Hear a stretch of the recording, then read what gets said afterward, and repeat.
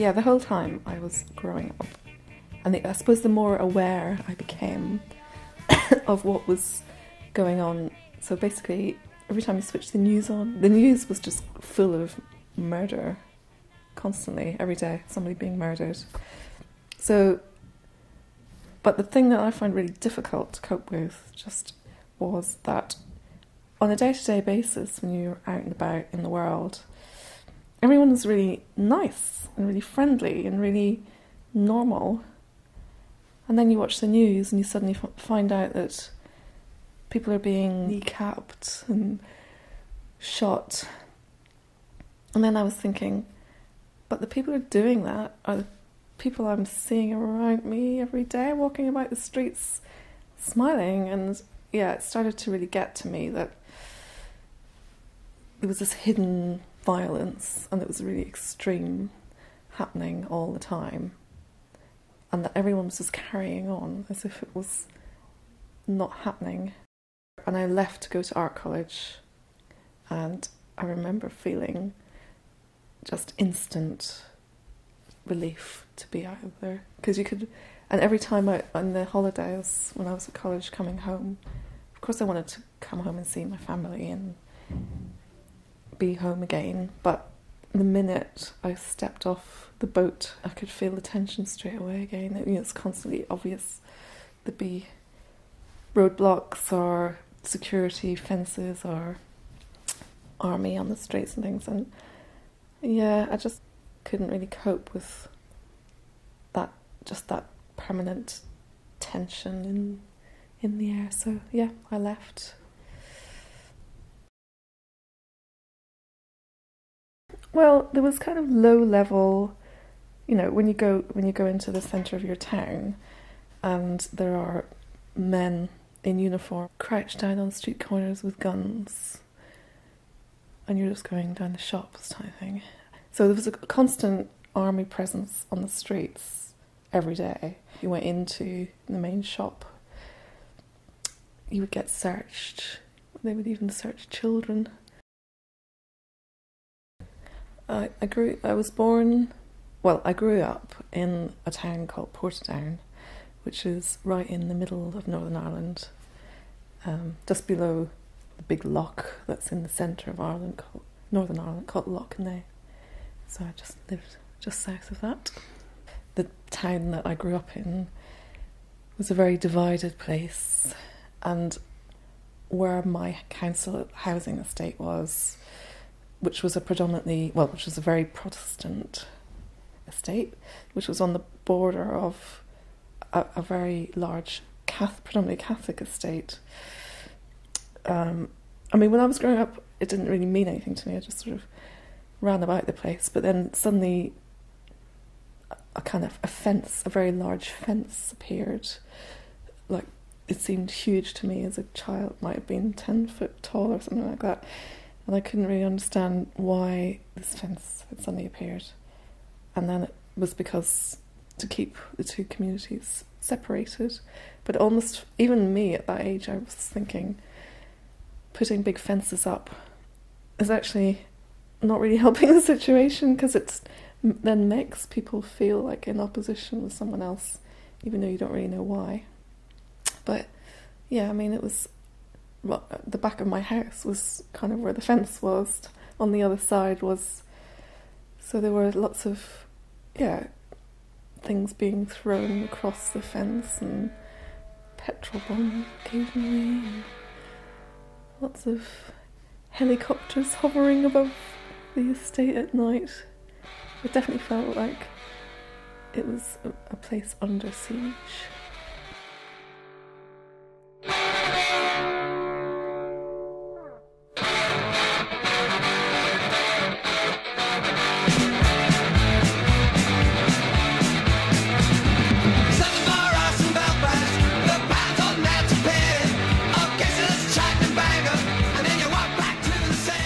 Those estates were quite big, and they became very, you were very tribal. So it depended where you lived, sort of what kind of, how much you got, and how much the trouble was impacted. Sure, my parents had a very different experience, but the thing was, the other slight complication was that my dad was actually, in the end, he did do some work for the security forces. So he worked a bit sort of for kind of like the police. So he would go out at night, and we used to wonder if he would come back, because he'd be out doing patrols. And he actually had a gun and things, and I remember for the first time that I saw his gun, and what a shock. He used to sleep with it under his pillow. It's called the Ulster Defence Regiment, UDR. So it was like, yeah, it was kind of set up by the government as a military force to fight against the paramilitaries, called the things like the UDA or the UVF. So they were, and, well, it was, yeah, they were the paramilitary wing of the DUP, basically. And then the IRA were the paramilitary wing of Sinn Féin. So the Ulster Defence Regiment, UDR, was set up as a kind of, supposedly, as a force that sort of to protect the Protestant community, I suppose. I don't know. But a lot of them were killed. Well, not a lot, but, you know, it was dangerous to be in that. And my dad was one of them. So, and, you know, he had to check for bombs under his car before he got in the car. And he was like, he knew he was a potential target. But also, you know, the estate that we were living in, it, you know, things happened. I mean, I remember having this horrific experience once where there was a bomb went off just literally across the road, and it just woke me up. This like huge explosion, and then just loads of screaming. And I remember going in to my mum's bedroom, and she was in there on her own because my dad was off working in the UDR, and she was standing at the window looking out the window, and I just went into, like, I just screamed and screamed and screamed, and she had to slap me to make me stop screaming. I was like, I went into hysterics from just pure fear as a child. Yeah, I obviously I hated it. I thought, yeah, it was just like a constant tension because they were there, and I guess they were there in theory. I don't know why. I suppose they were supposed to be there to keep law and order.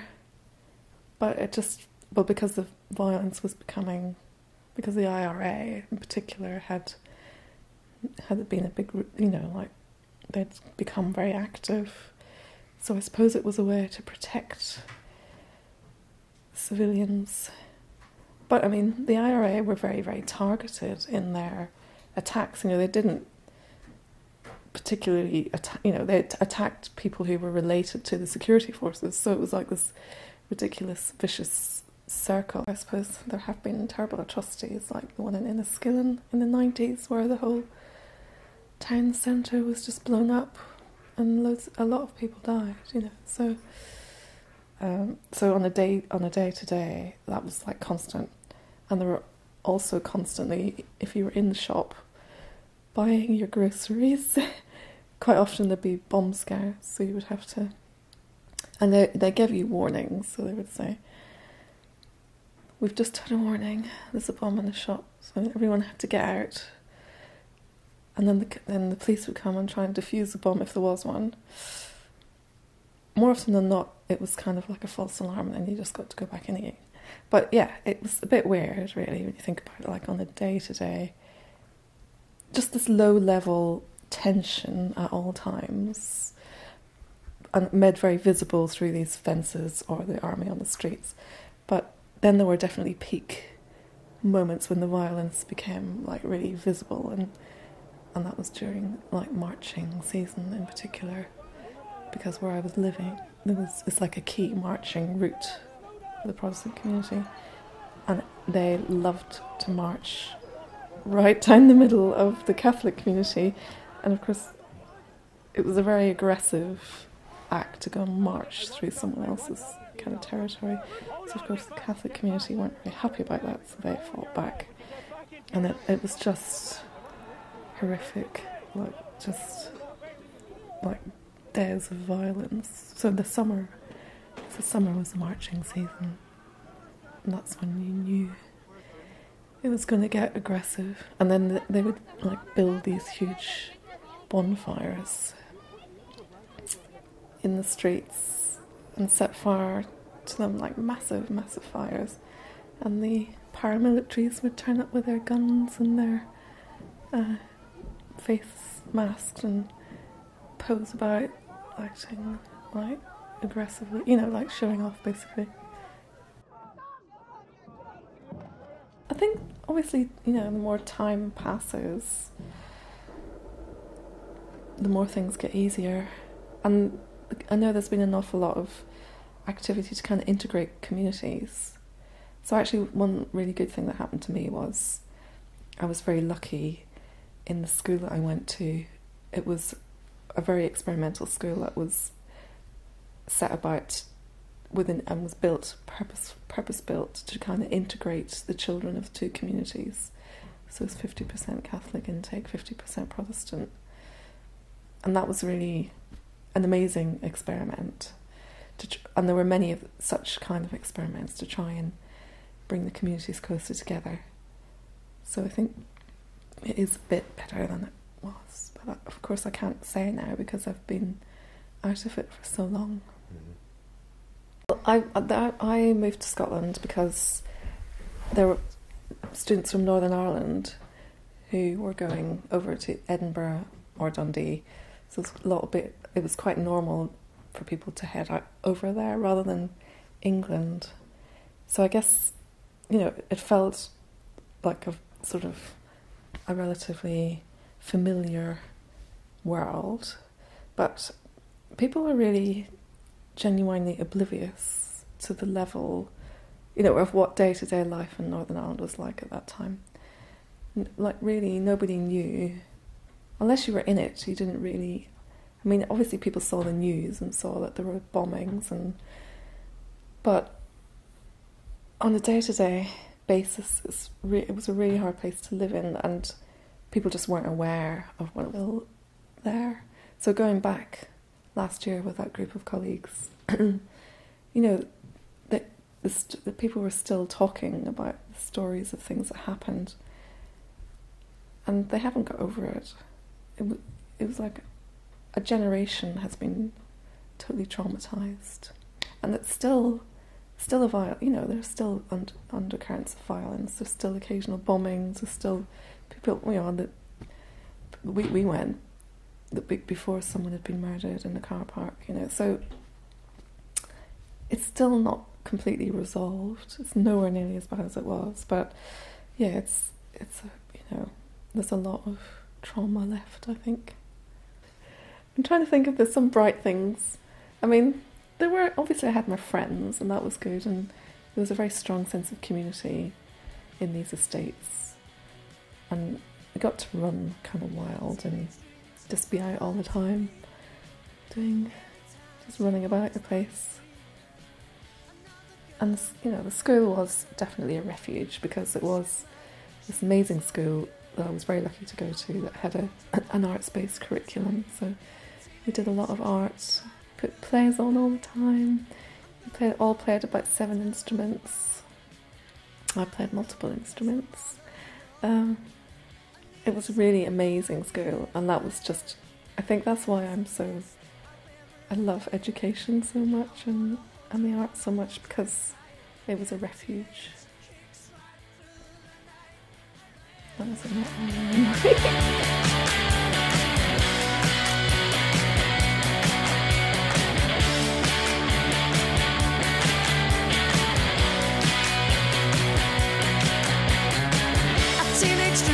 So hard to beat. Every time she walks down the street, another girl in the neighborhood. Wish she was mine, she looks so good. I wanna hold her tight. Get teenage kicks right through the night.